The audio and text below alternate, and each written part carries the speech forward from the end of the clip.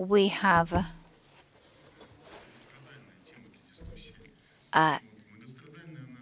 a long-suffering topic for discussion, and it's long-suffering because every time we start discussing it, people wonder why we talk about it, because it's obvious and it's simple. It can't be otherwise. But when we start immersing into the historical development, then you realize that there is nothing more difficult than interpreting of people by people of different definitions. What we're talking about, imagine you come to some country and you buy a thing which you like with some land, with some trademark on, Yves Saint Laurent bag, for instance. And then you come back to Russia with a bag, and then you face the rough reality. The customs officer comes up to you and says, do you have a permission for importing this Louis Vuitton bag? I bought it in a boutique.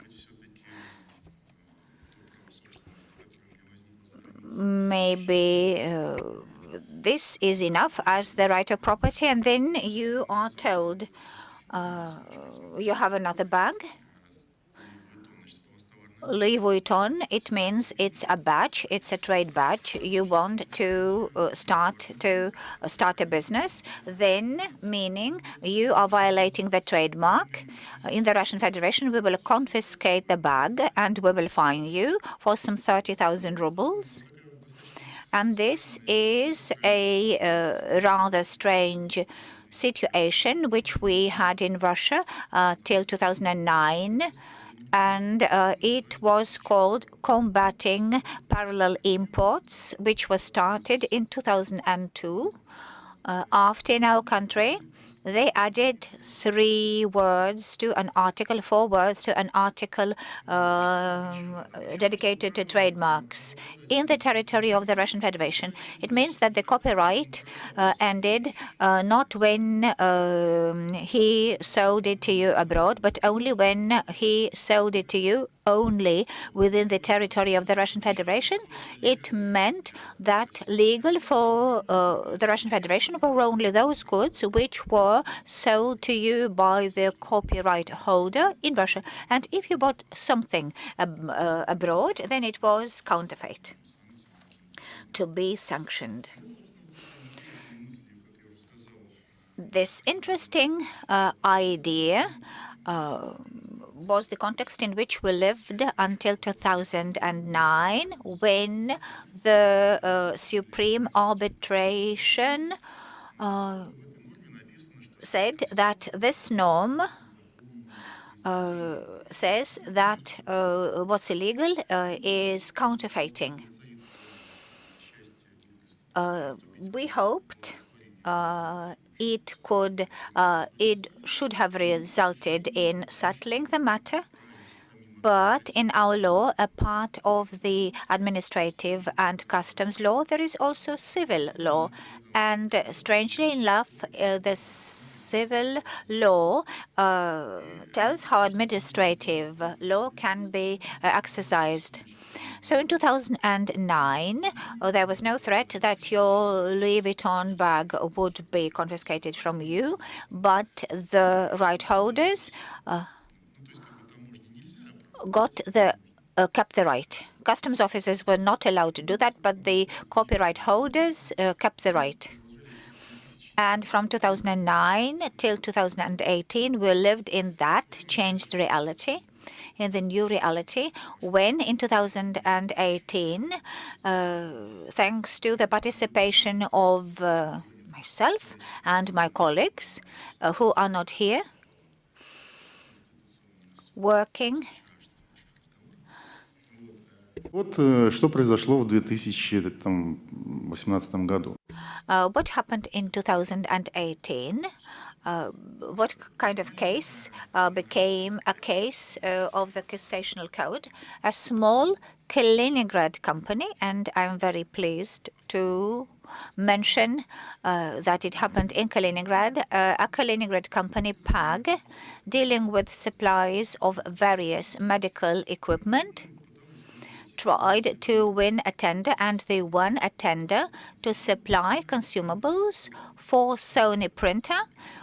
Sony makes printers for ultrasound testing, and there are certain consumables, special paper, to print those images. And only Sony paper is applicable, so they had to buy original paper. The company Sony didn't participate in the tender. It was a small-scale project about a hospital in Kaliningrad.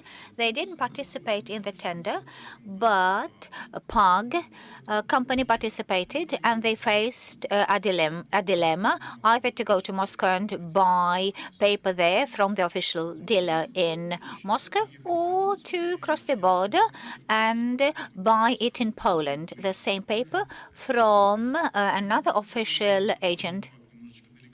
Moscow is too far away, and Poland is in 100 kilometers.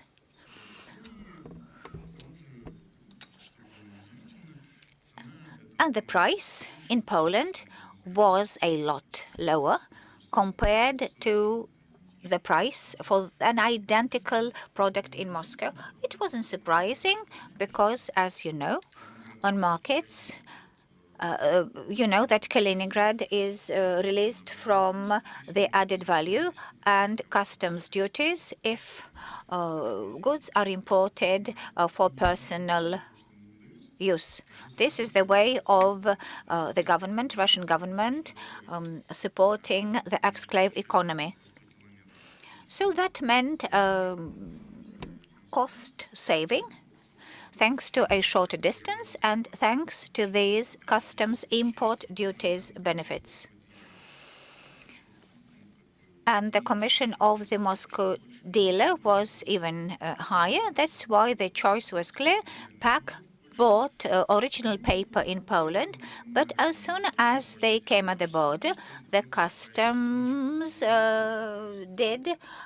service did what they did in the story with the woman with Louis Vuitton bag. They called the dealer in Moscow, and they were sued in court. The paper was confiscated, arrested, confiscated, destroyed. They lost the case, and the fine was imposed for 100,000 rubles, because that was the violation of the trademark right. Then this case was forwarded to the Court on Intellectual Property. The case was reconsidered, and then the application was made to the Cassation Court, and they asked whether these norms, which were used against me, were written to combat counterfeit. I bought original product, and those norms were applied against me, though it wasn't a counterfeit product. They also raised other questions.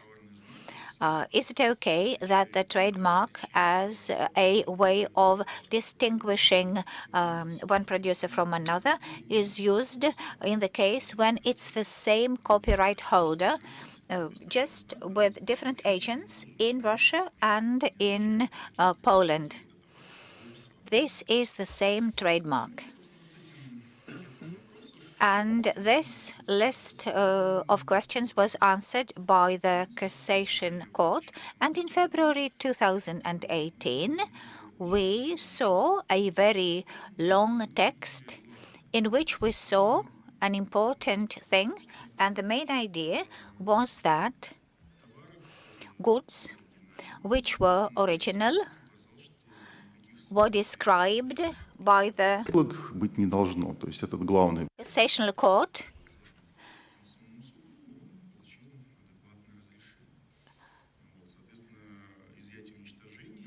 as the ones which hadn't to be arrested and confiscated, with the only exception when goods imported in the Russian Federation are not of the relevant quality. If you go to Poland and buy a box of beer bottles with the expiry date of today, it seems to be okay, but if beer is bad and you sell it, then it will spoil your reputation, and then the copyright has the opportunity to oppose that. This is the same type of regulation which they have in Europe in all other cases. When it is an original good, there shouldn't be any attempts to arrest and confiscate goods. This was the conclusion of the Cassation Court. If you want to impose fines, if some losses are involved, then this compensation shouldn't be as much in its amount as for a counterfeit. And the third thing to mention, which caused a lot of emotions, a storm of emotions, was that PAC refer to sanctions against the Russian Federation when you want to buy something and the copyright holder says doesn't sell it to you because his country imposed sanctions against yours. Then there is nothing to do but to bring the original product from the third countries. And then the Cassation Court said that an attempt of copyright holder to join the regime of sanctions by limiting the imports of the original goods is irresponsible behavior, which rejects court's protection. It's important who says something and not what is said, and it was said by the Cassation Court. Вот. Но, тем не менее, постановление оставило множество интересных... Many questions were raised by that case, which we will try to discuss with our colleagues this afternoon. And now I would like to pass the floor to Irina Sklarina, who in the anti-monopoly service deals with these matters. Препятствием правообладателями, импортерам, да, когда...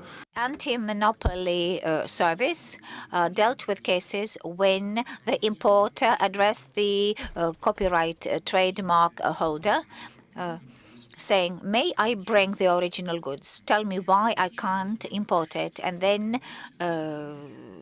the copyright holder doesn't answer, sabotaging the importer. The goods come to Russia, and then the person who came to originally to the copyright holder gets all the punishment. And Anna, please tell us about the current situation, the role of the Federal Anti-Monopoly Service in such situations. What help can you render, and what legal protection measures do you have to protect the importer? Good afternoon, colleagues. Thank you, Anatoly. Your questions, in these questions, the key task is to identify what we can do as a regulator, which, in our understanding,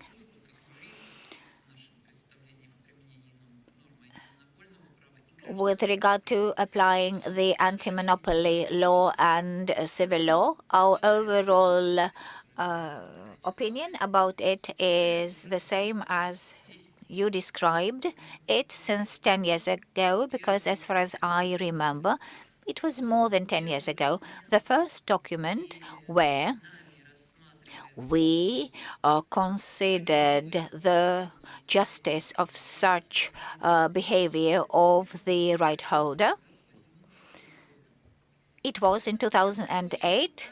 This topic is long-lasting, and the history of our efforts to find solutions for this matter is lengthy. And what we have succeeded in and what we have achieved, I will briefly tell you. We have two capacities here. We are a participant of the lawmaking process. We one of the federal bodies of executive power.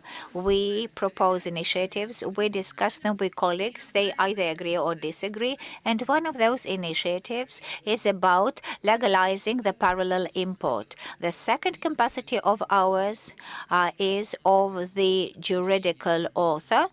To apply anti-monopoly law, assessing the behavior of certain actors on the market, and those can be trademark holders and IP rights violator, importers, and in our cases they can replace each other, and sometime once the trademark holder was the suer and the importer was the И в соответствии с концепцией, заложенной, описанным Анатолием Вячеславовичем, was the plaintiff and vice versa.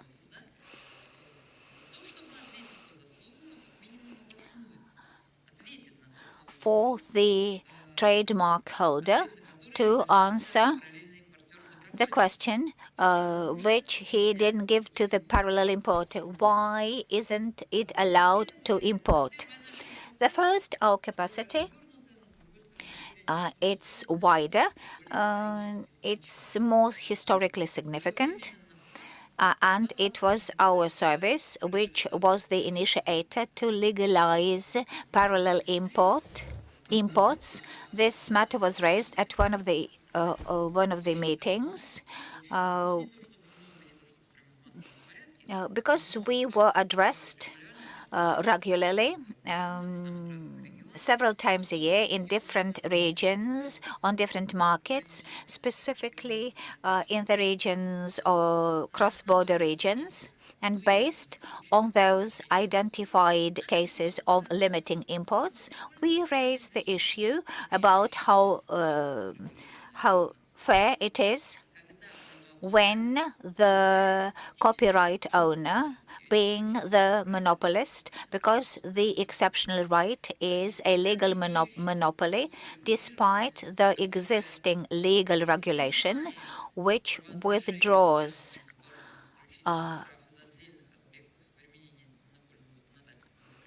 these matters, and to others it is applied to a limited extent. Nevertheless, conceptually, the exceptional right is a legal monopoly. Exceptional right gives its holder the same rights and opportunities that the exceptional position of a monopolist gets on the market.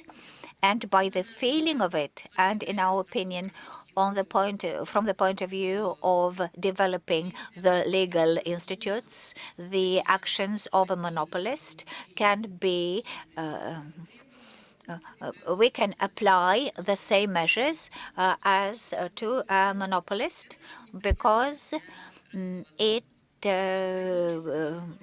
it receives a possibility to limit the access of others to the market, to strengthen his or her competitive status compared to the monopolist's status, to dictate prices and assortment and range of products to the consumer.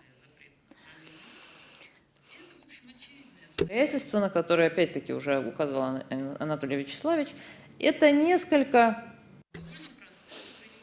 And we imposed simple limitations you have an opportunity to buy the rights of the right holder and monopolist.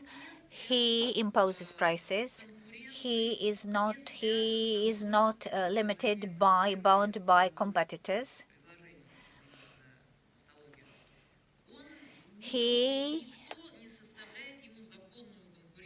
There are no competitors to offer the same type of goods for a better price in another shop, in other circumstances, in another city, or through internet.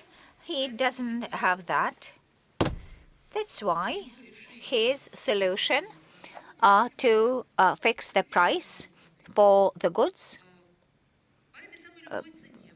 is not regulated by anything. And you can buy the goods which the right holder decides to bring to your country. And there were many cases when ordinary citizens, the parallel import is up to date, because this is not the problem of the macroeconomic level. It's the problem of every consumer. We face it on a daily basis in the next door shop. Someone travels to, not even to Europe, to Belarus, and sees there in shops, in a multi-brand shop, not the most expensive boutique. We are not talking about Pierre Cardin. Sometimes opponents say to us, will you sew clothes of Pierre Cardin here? No, we are not talking about those cases. We are talking about those who will be importing Pierre Cardin. And with Pierre Cardin, this problem doesn't refer to Pierre Cardin.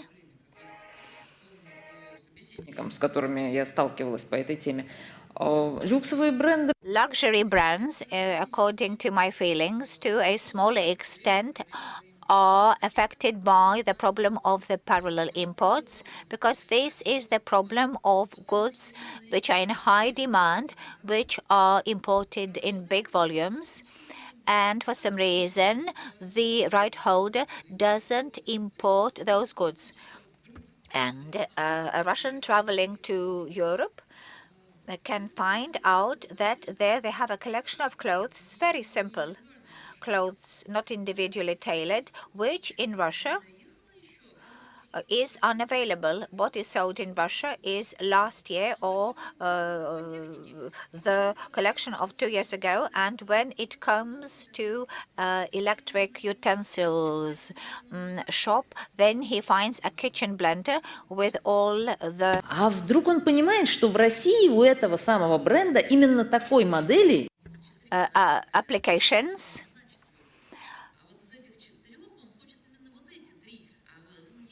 And in Russia, he can buy a different one with only...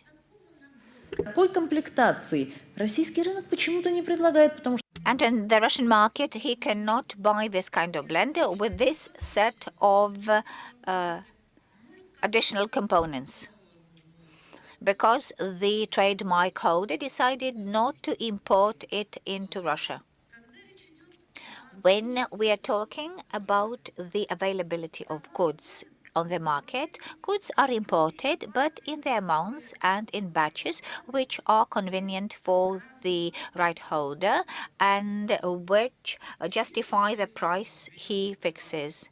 If these are goods in the amounts of 10 containers, and if there is a lot of goods, it will be strange if he says the next delivery will be not soon, the price is high, but if you pay 20% more, then we will deliver you the goods faster. That's why it's better to have a small amount of goods on the market compared to the need, and then the consumers will be ready to pay more for getting the good. These three types of discrimination is what confuse customers and make it uncomfortable, the interaction with the trademark holder.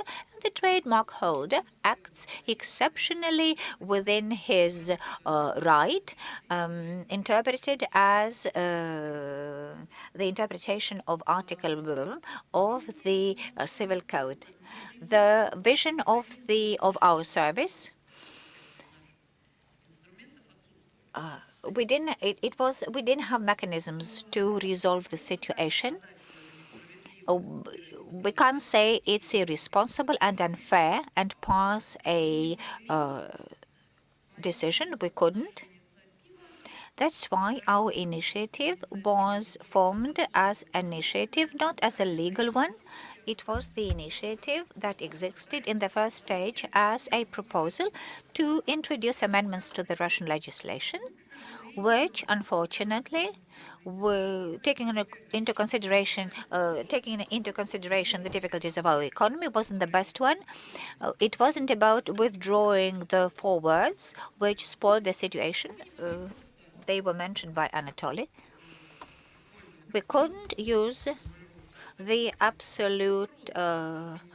We couldn't ban the national regime of expiration, though.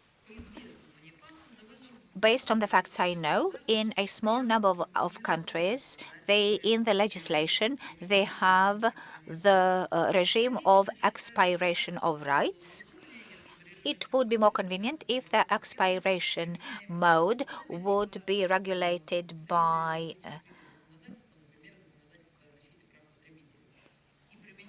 and those would be applied to check the authenticity of the goods and its belonging to the right holder, and all about honoring the rights of consumers for it not to be worse than goods imported to the country of the right holder. This matter is not the reason for banning the imports because the awareness is important, and nothing prevents informing the customers about the qualities of goods, qualities that customers should know about in the understanding of many. This qualitative feature is a ban for imports. For us, it's the problem which can be overcome. So our initiative to introduce amendments to the law resulted in heated discussions with other public authorities. It went through the stage, the discussion in Euro-Asian. Что целесообразно, юридически правильно решать этот вопрос на наднациональном уровне, то есть вопрос перенесен на площадку Евразийской экономической комиссии. Соответственно, антимонопольная служба теперь не то чтобы главный двигатель и главный инициатор этого вопроса, поскольку Евразийская комиссия ведет вопрос в рамках своей компетенции самостоятельно. Мы, безусловно, участвуем и выступаем на этой площадке. We are an active player on this ground, sticking to the original standpoint. We propose options of possibilities of closing the risks which exist,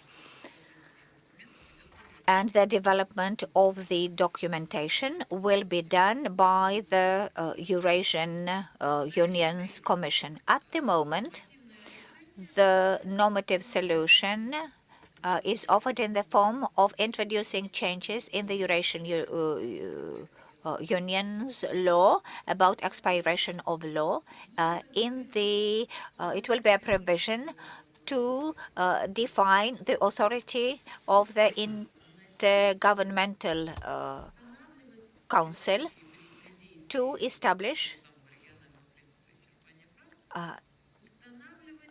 establish limited in period of time, and it will be a changeable period, excluding from this regime for individual goods, individual groups of goods, with the international principle of right expiration to be applied. This is a compromise project. This is a compromise idea.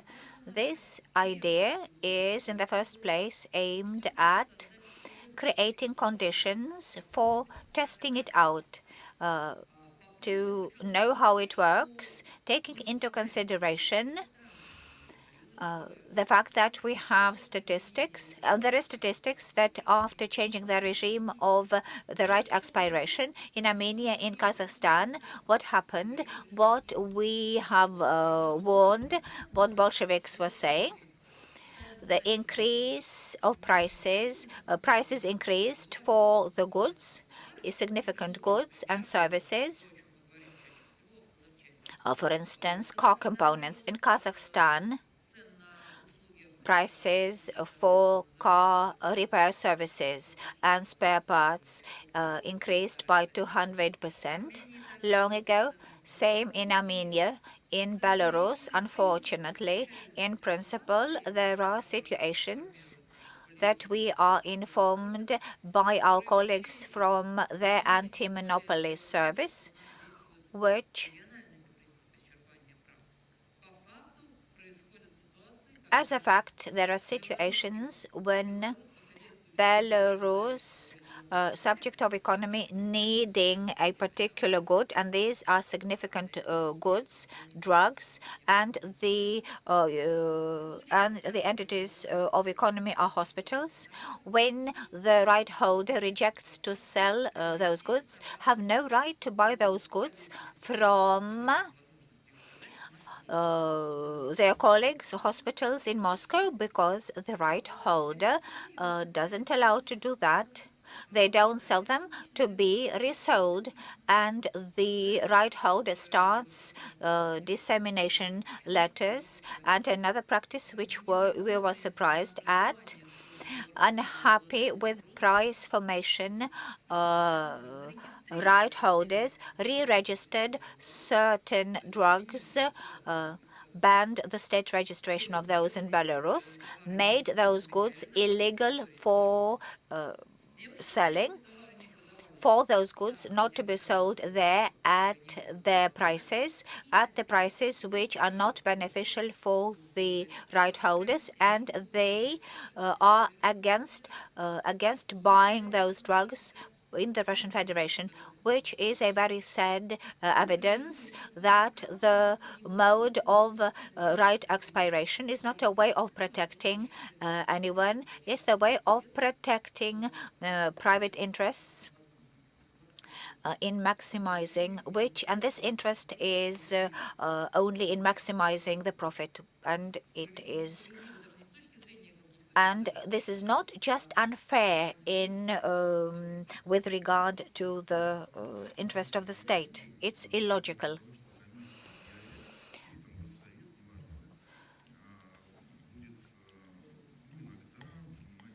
If the Intergovernmental Commission sometimes introduces parallel imports,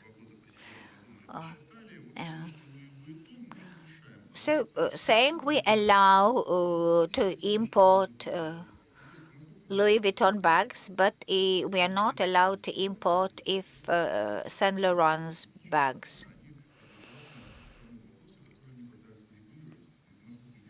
As far as I understand, based on my experience, parallel imports are not strategic decisions of importers. This is about mere speculation, because in Poland today it's less expensive.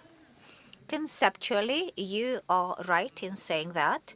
Conceptually, realization of the proposal in one form or another, which is now discussed in the Euro-Asian Union Commission, creates conditions, at least for, on the one hand, for their further development, and maybe addition. There is another possible effect of unexpected efficiency of this measure. Maybe the result of applying this pilot project will be unexpectedly good, so much that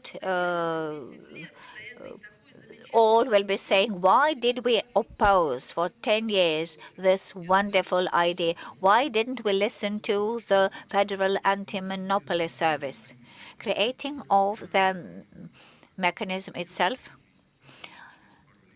as a state council, I can introduce it. Is it possible that this decision is passed? Say there is a complaint coming for a trademark holder. I try to trace the chain.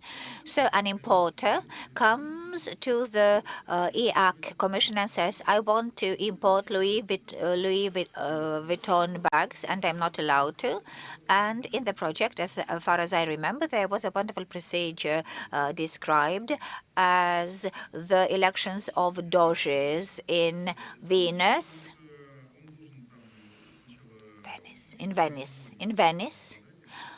where the right owners should be persuaded.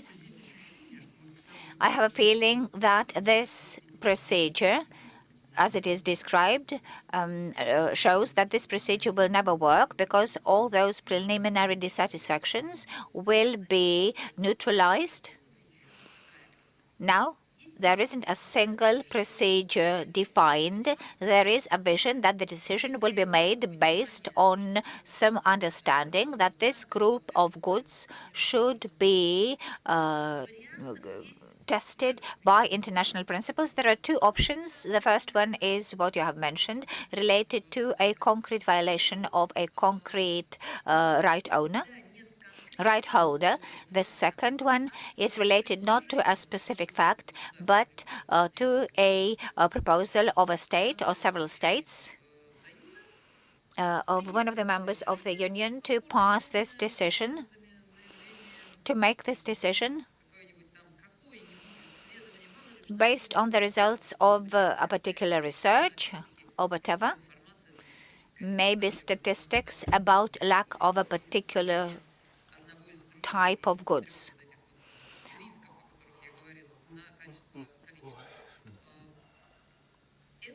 This package of documents is forwarded to the Commission, and maybe the basis is some court decision. So a package of documents is forwarded to the Commission, and then there are options that in the procedure of adopting the final decision, interested parties will participate. Right holders will participate, potential parallel importers will participate, the promptness, the period.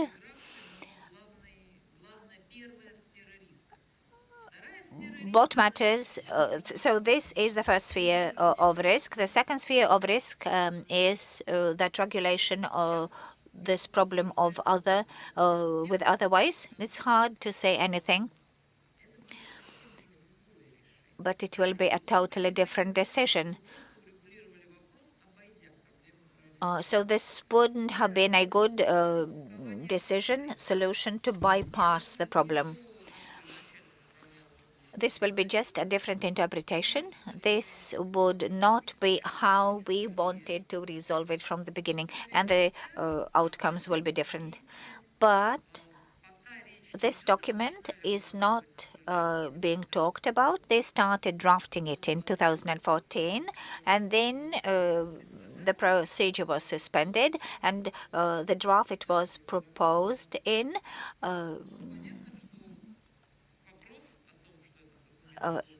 at this stage, we don't have this document in the updated draft, but it will emerge after the protocol is signed.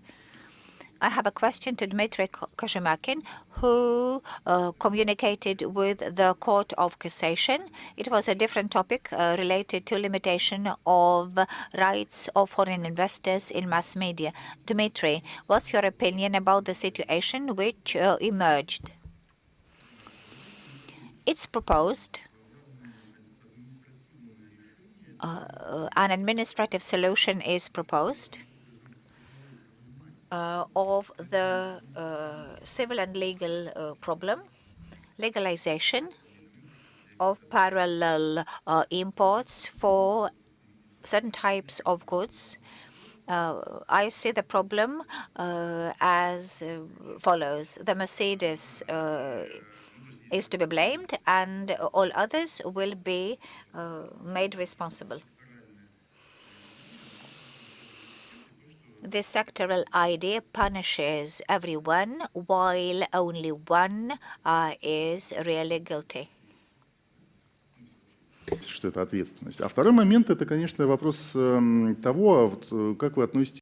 This is the question about the attitude to the task of the state to create a balanced instrument between the interests of important and right holders is handed over exceptionally into the hands of right holders.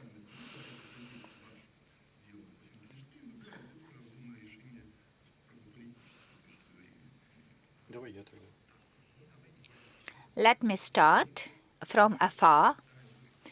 I'll try to be an advocate of the devil because I don't support parallel imports. Frankly speaking, a prohibition of parallel import, exclusion in the right of export has nothing to do with the protection of consumers. It's a tool to separate markets, the same as we have the right to separate subject to a license agreement. The same situation here. When a rights holder tries to play a game saying that we try to protect consumers against low-quality goods, they conceal very important aspects. There is an aspect which can be used to protect. For example, you can limit the intra-brand regulation, which prevents rights holders to distribute them in the market.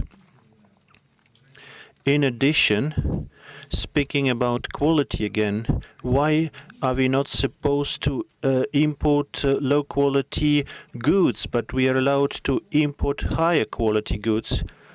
A statistical consumer knows little. They buy what they used to buy.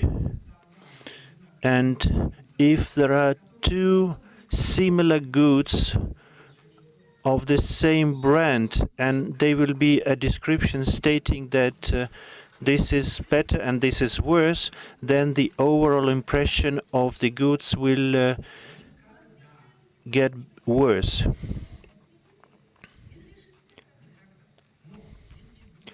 There is another aspect here. It's related that the state functions. The state function to provide for the uniformity, for the market uniformity. This function is delegated to some private organizations, and there was an attempt to find a compromise. On the one hand, there was an attempt to protect the interests of, for example, if there is an Opel and Citroën of the same holding company compete, then it may happen that you will not be able to sell any of them. You should take into account. On the other hand, it's well known when we speak about the import of Guinness, when they try to import Guinness from Europe, the quality of which is better than that sold here, but at the same time, the price is twice as much.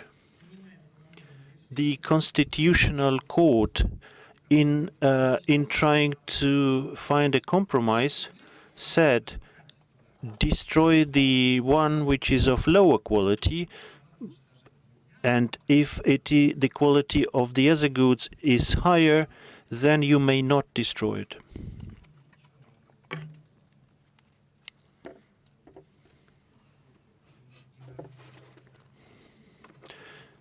Recently, the Constitutional Court has been very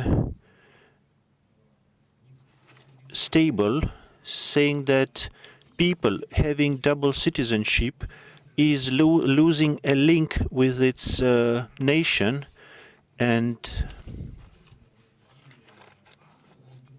in the case of the Pug company, they admitted control over the goods in the Russian market. So, in fact, there is no link with the Russian Federation. Это более радикальное решение. И здесь вот что Конституционный суд не признал нормы несоответствующими. So the Constitutional Court provided a constitutional interpretation, but then later you will have an interesting game when you are tempted not to follow the court's decision. So it's something that you try to interpret it your own way. Now we have the same situation. We try to reconsider some cases which were considered before the Constitutional Court adopted such a decision. What do we hear from courts at a lower level? So the sense revealed by the Constitutional Court has nothing to do with you, and why do courts consider it like this perversive logic? Вот сложно сказать, зачем они это делают. При этом у нас даже есть позиции Конституционного суда, который неоднократно высказывался, что выявление конституционного смысла позволяет пересматривать по новым обстоятельствам дел. Но здесь опять была хитрая игра в шахматы. Нижестоящие суды сказали, да, но вот в том случае решение не было исполнено или было исполнено частично. If a decision which was awarded against you has been already enforced, then according to the court, you may not do it.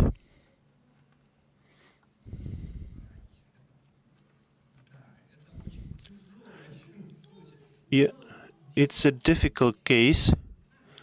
The provisions of the Administrative and Procedural Code cannot be applied. If it was not recognized, then in the case of the applicant. На самом деле это, на мой взгляд, подрывает сам смысл, да, существования конституционного судопроизводства, которое как раз должно... Оно в большинстве случаев...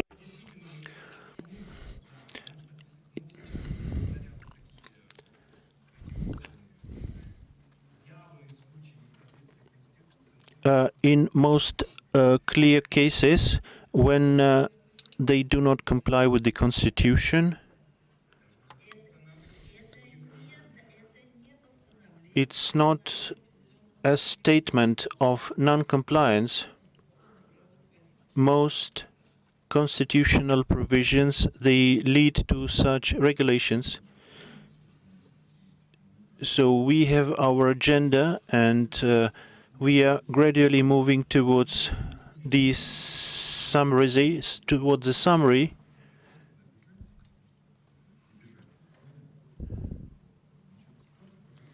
Now we have a situation when this question was blocked at the level of the Eurasian Council.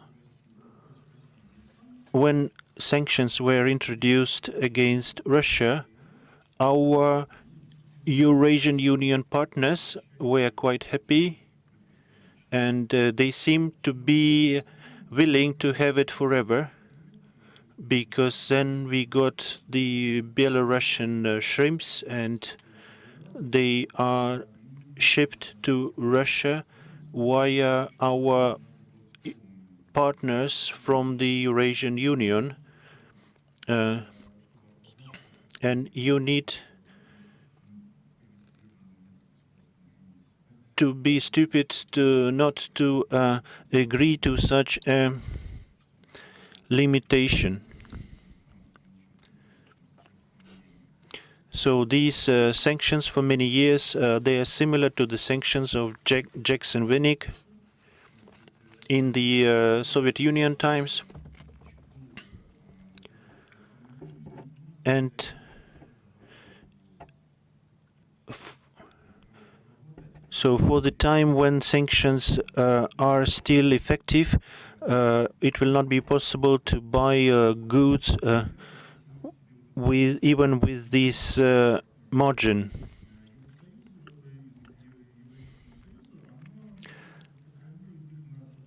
So the Eurasian Union, they motivate them to sabotage, to introduce sabotage.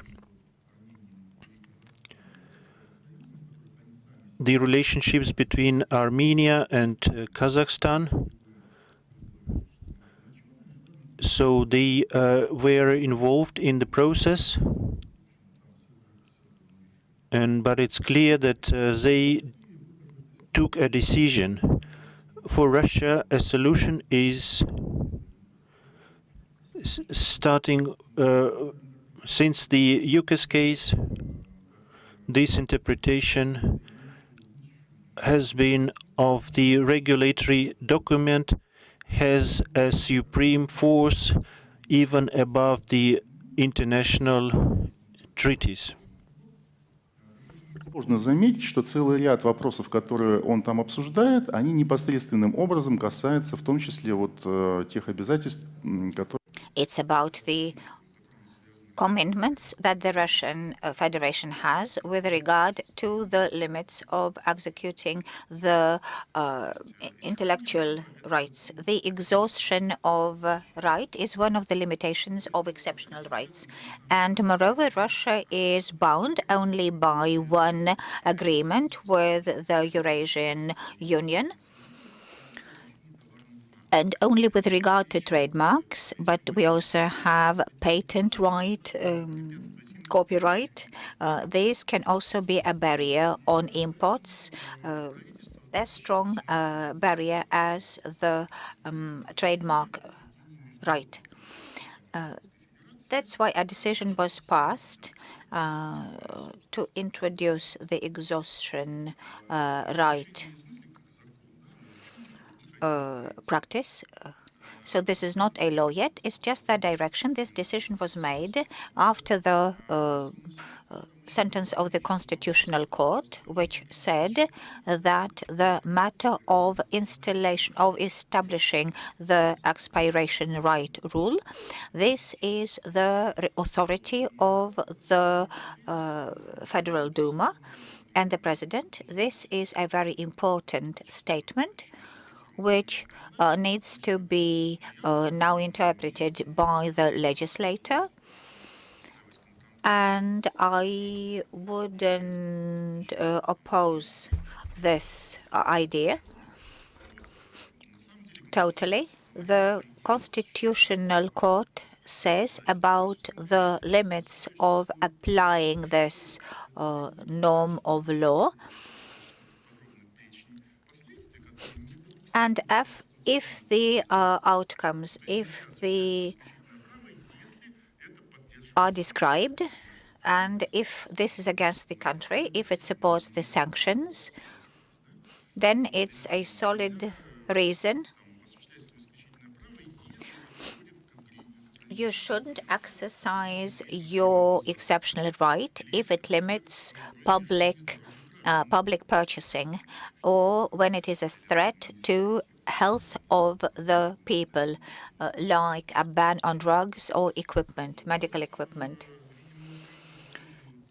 In the framework of this fairly complicated game between values, constitutional values, the hierarchy of those values, correlation with the international law, this situation will develop, and it's too premature to put an ending mark. Though the story is very simple, ask anyone about the attitude to the parallel import, and the answer will identify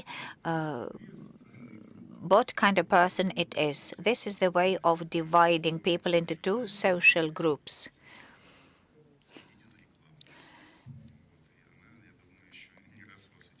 I wish you all the best to you. This is the end of our session. However, if there are questions, we are ready to answer them. We'll gladly answer them.